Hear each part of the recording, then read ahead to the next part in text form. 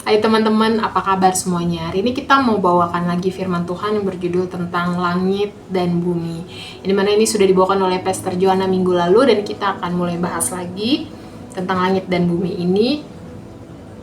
Jadi langit dan bumi ini berbicara mengenai apa? Nah, langit dan bumi ini berbicara mengenai betapa jauh dan berbedanya antara cara dunia berpikir dan cara dunia bekerja dengan kerajaan sorga. Dan kalau kita buka Alkitab, kita mau buka hati untuk mengerti firman-firman Tuhan, Roh Kudus akan menuntun kita untuk membuat kita punya cara pandang seperti kerajaan sorga, teman-teman.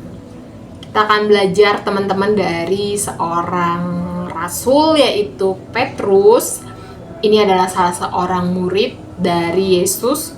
Kita akan lihat bagaimana proses dia menjadi seorang dari murid Yesus.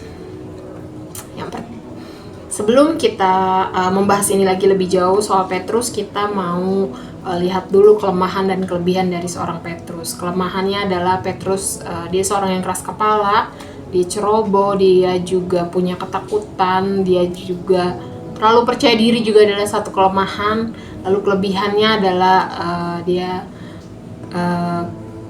pada saat dia kenal Tuhan, mulai lagi mau setelah bertobat, dia memiliki kemampuan untuk bertobat, dia mau memperbaiki diri, dan pada akhirnya Tuhan mempercayakan dia menjadi seorang pemimpin. Dan dia memiliki jiwa pemimpin. Apa saja yang Petrus alami ketika Petrus menjadi salah seorang murid Yesus, dan prosesnya apa aja, teman-teman? Tentu saja prosesnya nggak enaknya, nggak senengnya, teman-teman. Pasti kita akan lihat satu persatu pengalaman Petrus di sini ketika Petrus menjadi seorang murid dari Yesus. Yang pertama, Petrus pernah mengalami kegagalan yang tidak masuk akal. Dari kegagalan yang tidak masuk akal, Petrus mengalami pemulihan yang tidak masuk akal, sampai ke rencana Tuhan yang tidak masuk akal. Kita akan bahas satu persatu, teman-teman. Yang pertama adalah kegagalan yang tidak masuk akal. Jadi Petrus ini ada di Matius 26 ayat 33 sampai 35 dan Lukas 22 ayat 54 sampai 62. Nanti mungkin teman-teman bisa baca di Alkitabnya sendiri ya, teman-teman.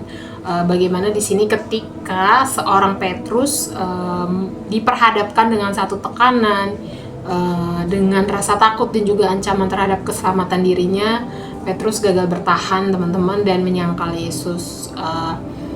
Di sini kita bisa lihat bahwa bagaimana seorang Petrus berjanji kepada Yesus pada saat perjamuan kudus, di mana Petrus berjanji kepada Yesus bahwa nyawanya aja dia rela berikan untuk Yesus. Tapi pada akhirnya Petrus gagal dan menyangkal Yesus, teman-teman. Dimana di sini adalah satu peristiwa yang menggambarkan kelemahan kita sebagai seorang manusia. Kelemahan manusia yang dimana kita datang ke Tuhan, kita berdoa sama Tuhan dan bilang sama Tuhan, apapun yang terjadi, aku gak akan tinggalin Tuhan gitu. Itu kalau kita ngomongin itu kalau kita lagi senang-senangnya ya, teman-teman. Tapi pas ketika datang hal-hal yang gak enak, ternyata pada akhirnya itu membuat kita gagal dan bisa bertahan. Nah, yang kedua adalah pemulihan yang tidak masuk akal. Nah, ini ada di Yohanes 21 ayat 15 sampai 17. Di sini adalah kisah dari seorang Petrus dan teman-temannya yang mereka setelah Yesus meninggal pada saat itu, mereka kembali lagi ke pekerjaan mereka menjadi seorang nelayan. Tetapi ketika Tuhan Yesus hadir di tengah-tengah mereka, mereka makan ikan, bakar ikan di situ. Terus Tuhan Yesus mengambil waktu bersama dengan Petrus. Lalu Tuhan Yesus bertanya nih kepada Petrus, apakah Petrus mengasihi Yesus? Nah, 3 kali Yesus bertanya itu, dan itu membuat seorang Petrus hancur ya, teman-teman, pertanyaan itu, karena dia mengingat kembali bagaimana dia menyangkal Yesus pada saat itu. Tetapi di sisi lain Petrus juga sadar bahwa Yesus memiliki kasih yang gak pernah gagal, teman-teman. Mungkin ketika Tuhan Yesus datang di tengah-tengah mereka, Yesus bisa saja menyalahkan mereka. Kenapa Petrus menyangkal Yesus padahal sudah berjanji, bahkan nyawanya sendiri pun rela diberikan untuk Yesus. Murid-muridnya yang lain meninggalkan dia. Yesus bisa saja bicara seperti itu kepada mereka, tetapi Yesus tidak memilih itu.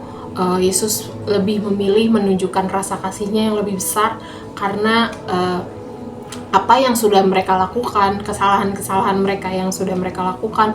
Salah satunya Petrus pun menyangkal Yesus pada saat itu sudah dia tebus di atas kayu salib,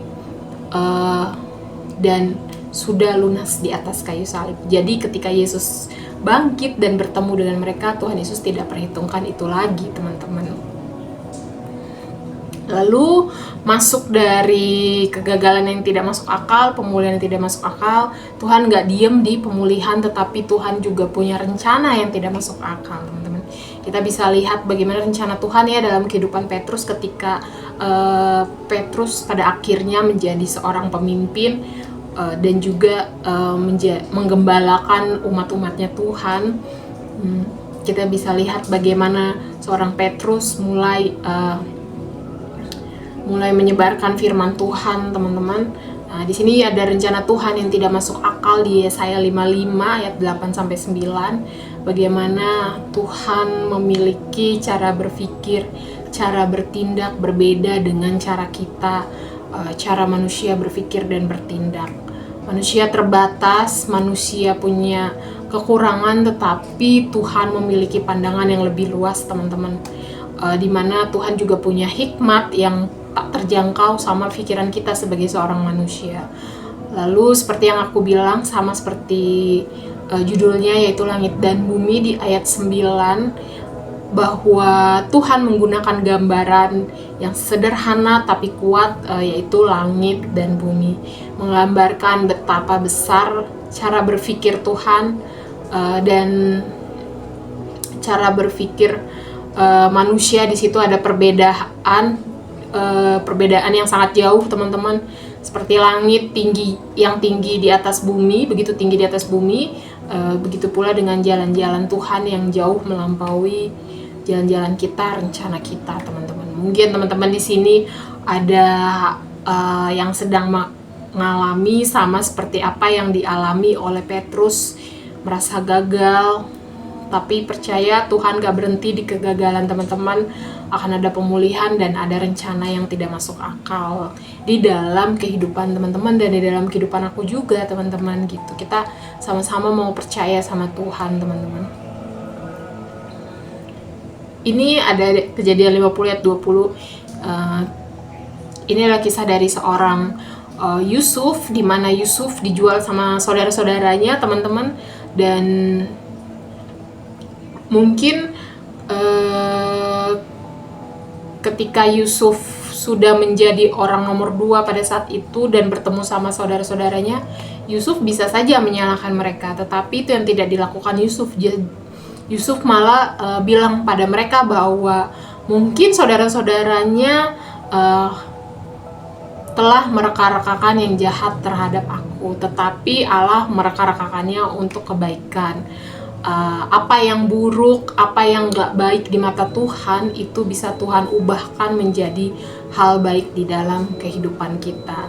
Banyak rencana mungkin dari diri kita yang gagal, teman-teman, tapi pada akhirnya tetap rencana Tuhan yang terjadi, sama seperti yang tertulis di Yesaya 55 ayat 8-9 tadi, teman-teman. Tuhan punya rencana yang gak masuk akal buat diri kita. Kita nggak tahu Tuhan mau bawa kita kemana. Nah, di sini aku mau ada statement bahwa rencana Tuhan dalam kehidupan kita memang terlihat seperti langit dan bumi, sangat bertolak belakang, jauh dari bayangan kita, tetapi percayalah bahwa rencana Tuhan itu selalu baik. Aku mau cerita sedikit tentang hidup aku, bagaimana di tahun-tahun sebelumnya kehidupan aku selalu tidak ada visi dan misi, tidak ada rencana, jadi aku menjalani kehidupan aku, ya udah jalani hari-hari aja gitu. Nah, tapi ketika masuk di tahun ini, di tahun 2025 ini, pada bulan Desember, akhir-akhir tahun 2024, aku punya rencana, rencana aku yang dimana dulu aku nggak punya waktu untuk keluarga, aku mau punya waktu untuk keluarga aku. Lalu aku ingin mengurangi sedikit dari pelayanan aku, entah itu di homeless, entah itu pelayanan di muda, teman-teman, untuk aku bisa punya waktu untuk mulai berpikir tentang diri aku sendiri, tentang keluarga aku sendiri. Tetapi Tuhan punya rencana yang berbeda, teman-teman. Tuhan masih tetap mau aku mempercayakan aku untuk aku tetap berada di tengah-tengah muda, tetap berada di tengah-tengah homeless, di tengah-tengah homeless, teman-teman. Awalnya aku nggak terima, sempat ada rasa tawar hati, banyak rencana-rencana aku yang Tuhan gagalkan, tapi itu tadi Tuhan intervensi di situ, dan Tuhan mulai mengingatkan aku kembali bahwa apa yang saat ini sedang terjadi di dalam kehidupan aku memang kelihatan gak baik, tapi janjinya Tuhan sama aku bahwa semuanya akan baik-baik saja. Di sini ada points to ponder, teman-teman. Yang pertama, apakah kalian pernah mengalami hal-hal yang serupa dengan Petrus, mengalami kegagalan yang sangat tidak mengenakan tetapi dipulihkan oleh Tuhan? Apakah kalian siap untuk berjalan masuk dalam rencana Tuhan di hidupmu? Kalau iya, kenapa? Kalau tidak atau belum, kenapa? Kita akan bahas ini ya, teman-teman, di breakout room kita, dan aku harap kita semua bisa jawab ini nanti satu persatu. Aku sudah selesai, teman-teman. Terima kasih banyak.